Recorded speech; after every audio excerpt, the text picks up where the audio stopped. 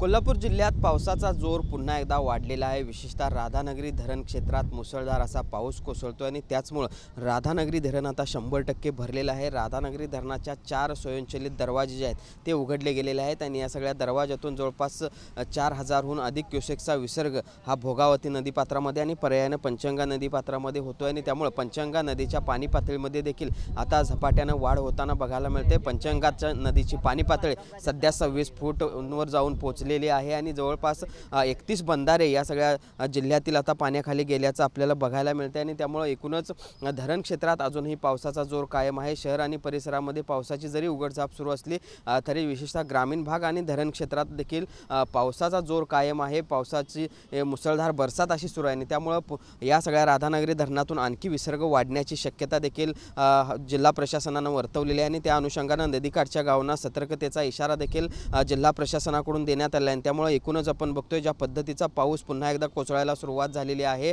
ते पाहता राधानगरी धरणाचे आणखीनही काही दरवाजे आता पुढच्या काही वेळात उघडण्याची शक्यता आहे आणि त्यातून मोठा विसर्ग पंचगंगा नदीमध्ये होणार आहे। सुनील काटकरसह भूषण पाटील, TV9 मराठी, कोल्हापूर।